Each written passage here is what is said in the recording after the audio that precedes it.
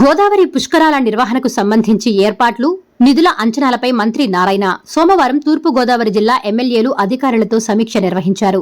ఈ సమావేశంలో మంత్రి దుర్గేష్తో పాటు ఎమ్మెల్యేలు బుచ్చయ్య చౌదరి, జోగేశ్వరరావు, బత్తుల బాలరామకృష్ణ, ముప్పిడి వెంకటేశ్వరరావు పాల్గొన్నారు. మున్సిపల్ శాఖ ముఖ్య కార్యదర్శి Suresh Kumar, director Sampath Kumar, public health incharge in chief Prabhakar, Rajamahendravaram, Kovvur, Nidadavolu, Mandapeta municipal కమిషనర్లు తదితర అధికారులు హాజరయ్యారు. ఆయా మున్సిపాలిటీలలో చేపట్టాల్సిన పనులు, అవసరమయ్యే నిధులపై అధికారులు పవర్ పాయింట్ ప్రజెంటేషన్ ద్వారా వివరించారు. ప్రాధాన్యతా క్రమంలో పనులు చేపట్టేందుకు ప్రతిపాదనలు సిద్ధం చేస్తున్నట్లు తెలిపారు. పుష్కరాలకు వచ్చే భక్తులకు అన్ని సౌకర్యాలు కల్పించేలా చర్యలు తీసుకోవాలని మంత్రి అధికారులను ఆదేశించారు. అందరికీ నమస్కారాలండి.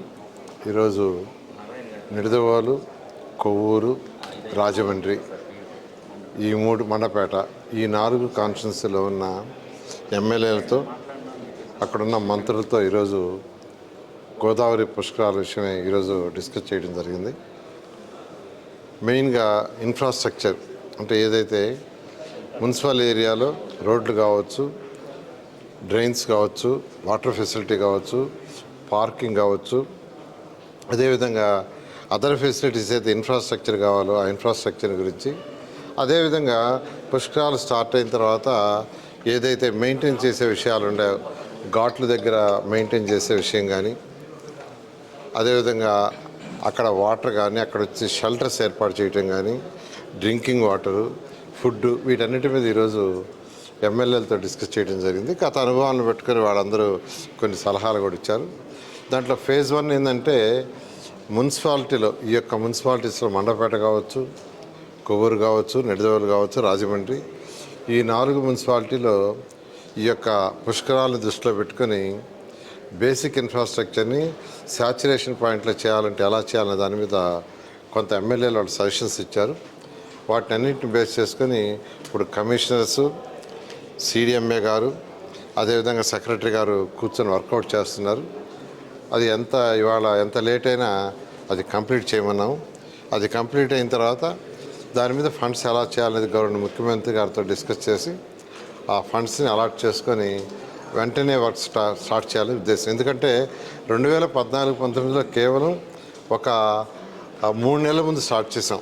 ఒక 3 months ముందే గోదావరి పుష్కరాలకు సంబంధించిన ఇన్ఫ్రాస్ట్రక్చర్, అటు ఇరిగేషన్ డిపార్ట్మెంట్ కావచ్చు, పంచాయతీ కావచ్చు, ఎండోమెంట్స్ కావచ్చు, R&B కావచ్చు, మున్సిపాలిటీ కావచ్చు, అదర్ డిపార్ట్మెంట్స్ కూడా కేవలం 3 నెలల ముందు స్టార్ట్ చేశారు. అలా కాకుండా ఇప్పుడు ముందుగానే స్టార్ట్ చేయాలనే ఉద్దేశంతో ఆల్రెడీ సీఎం గారు ఇన్స్ట్రక్షన్స్ ఇచ్చారు. అన్ని డిపార్ట్మెంట్లు ఎవరి డిపార్ట్మెంట్ వాళ్ళు వర్క్ చేస్తున్నారు. అదేవిధంగా ఈరోజు మా మున్సిపల్ డిపార్ట్మెంట్ ఒక మీటింగ్ పెట్టి ఒక గైడ్ లైన్స్ ఇచ్చాము.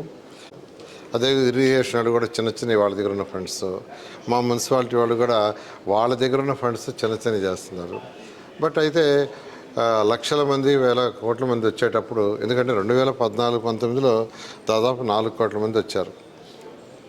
అందువల్ల ఈసారి ఇంకా ఎంతోమంది వస్తారని ఎక్స్పెక్ట్ చేస్తున్నారు. కాబట్టి దానికి తగ్గట్టుగా ఆ సిటీస్లో ఇన్ఫ్రాస్ట్రక్చర్, బేసిక్ ఇన్ఫ్రాస్ట్రక్చర్ చేయాలనే ఉద్దేశంతో ఈ ఏర్పాటు జరుగుతుంది. గత పుష్కరాల్లో కట్టినటువంటి ఘాట్లు కానీ అవన్నీ వెంటనే మొత్తం డ్యామేజ్ అయిపోయిన పరిస్థితి. ఇప్పుడు ఎలాంటి పరిస్థితి అంటే ఫ్యూచర్లో ఎలాంటి ఇబ్బంది లేకుండా స్ట్రాంగ్గా ఉండే విధంగా ఇరిగేషన్ డిపార్ట్మెంట్ వాటిని అన్నింటి యాక్చువల్గా ఒకటి రిపేర్ చేస్తున్నారు. రెండవది యాక్చువల్గా ఎక్కడన్నా ఎమ్మెల్యేలు ఎక్స్ట్రా ఘాట్స్ అడిగితే వాటికి కూడా ఎస్టిమేషన్స్ చేస్తున్నారు. అది అయిపోగానే దాని మీద ముందు పోవటం జరుగుతుంది. కేంద్రం నుండి ఏమైనా నిధులు వచ్చే అవకాశం ఉందా? మన రాష్ట్ర ప్రభుత్వం అడుగుతున్నారు. ఖచ్చితంగా అనండి. యాక్చువల్గా కేంద్రాన్ని కూడా అడగాలని యాక్చువల్గా ప్లాన్ చేస్తున్నారు. త్వరలో కేంద్రాన్ని కూడా అడగటం, వాళ్ళ సహాయాన్ని కూడా తీసుకోవడానికి అప్లికేషన్ పెట్టి సీఎం గారు గౌరవమైన ప్రధానమంత్రి గారితో మాట్లాడటం జరుగుతుంది. మొత్తం ఎన్ని ఘాట్లు సార్ గతంలో నాటికి పెంచుతున్నారు? గతంలో ఏదైతే ఘాట్లు ఉన్నాయో ఆ ఘాట్లకి కొన్ని యాక్షన్ చేయడానికి ప్రిపేర్ అయ్యారు. త్వరలో దాని మీద కూడా ఇస్తాం. ఓకే, చాలు. Please subscribe SS News AP.